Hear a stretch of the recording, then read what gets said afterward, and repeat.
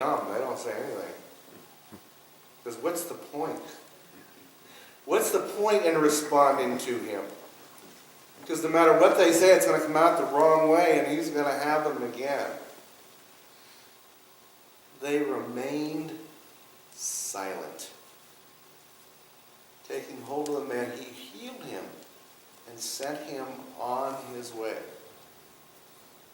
It is amazing the fact that Jesus was healing all kinds of people. And what we need to understand is the record recorded in the Gospels is a small percentage of the work that Jesus did. Was it Luke, I think, in Luke's Gospel, who said that if all the books contained the works of Jesus, you could not contain them? So there are a lot of things that Jesus did in the way of healing that are not even recorded in Scripture. And that's not important. What is important, the ones that are recorded there, are there to show us the absolute power that Jesus Christ had over anything. What do we see Jesus overcoming in the Scriptures? We see lepers get made with skin like that of a baby. We see dead people being called back to life. We see Jesus walking on the water and commanding the wind and the waves to be silent. There are other miracles that are not healing miracles. We see water being turned into wine. Not just any run-of-the-mill wine, but the best wine that the wine steward had ever tasted. When Jesus does something, he doesn't do it half-heartedly.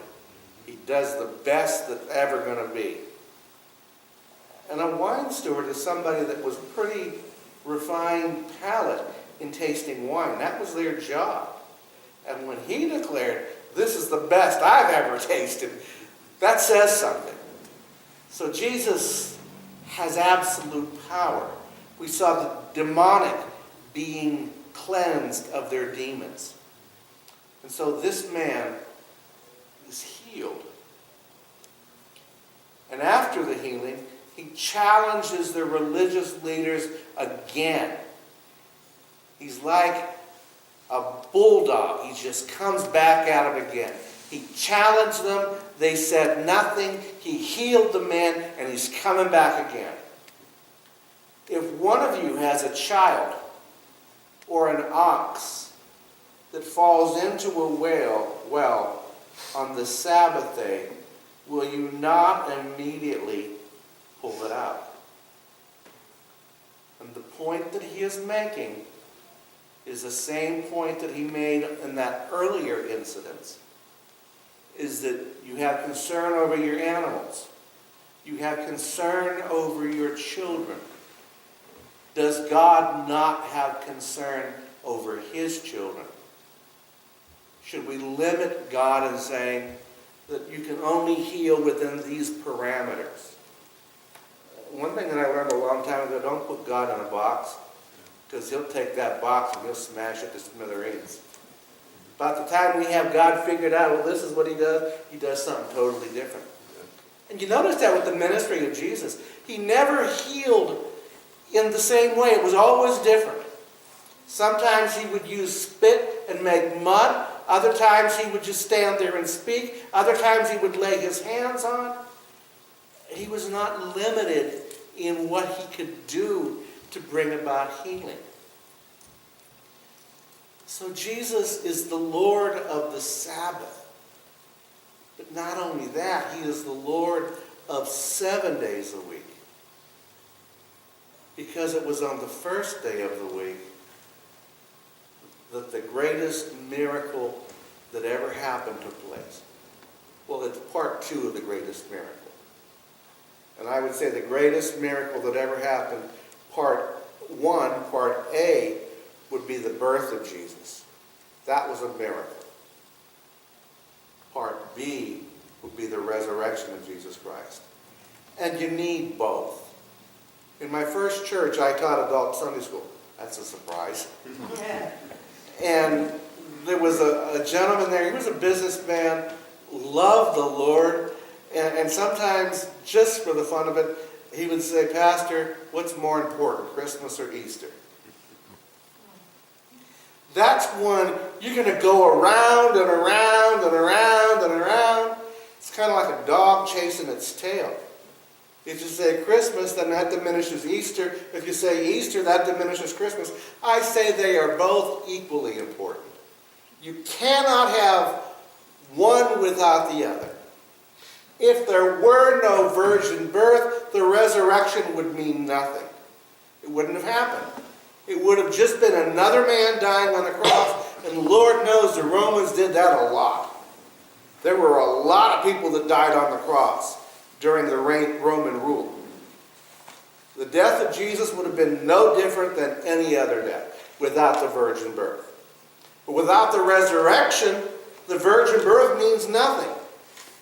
You need both. And I think it's important for Christians to celebrate both, to remember both. And there's a point that non-believers will often bring up. Well, Jesus wasn't born in December. And you know they're absolutely right. He was not. How do I know that? It's pretty clear. The shepherds were out in their fields. The shepherds are not out in their fields in December. It gets pretty cold in Palestine, in Israel. Not cold enough to snow, but that's not something that you would normally do. The time that would be done would be in the spring when lambs were being birthed and they needed to be fed. So the likelihood is that Jesus was born in the spring. Does that diminish from the fact that we celebrate it in December? No. What's important is we celebrate the birth of Jesus Christ. Whether it is in December or June, it doesn't matter. He was born. Now, we can be more specific with his death and resurrection. That was probably in April of the year. And how do we know that? It's because it was the time of the Passover, which was always in the spring. It was a spring festival of the Jewish faith. They had festivals throughout the year, and Passover was in the spring. So it would be accurate to say, and historians, biblical historians have actually done the work, and I think the day that they have concluded that Jesus died on the cross was April the 15th. Going back using ancient calendars, using the stars, using biblical prophecy, knowing the traditions, it's pretty much can be pinpointed. Can't do that with the birth, but again, it doesn't matter.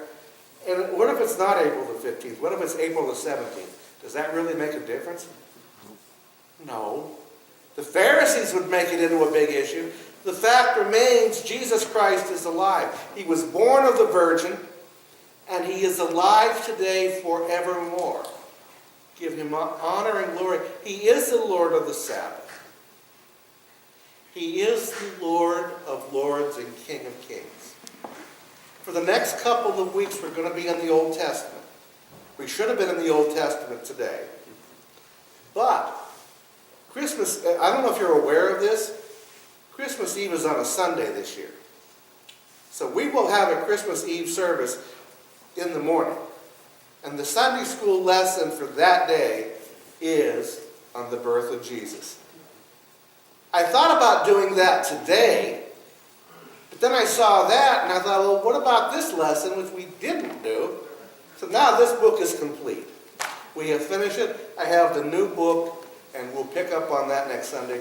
We're going to be in the Old Testament for a couple of Sundays, then we're going to hit the New Testament for the birth, and back into the Old Testament again. Any questions, any comments?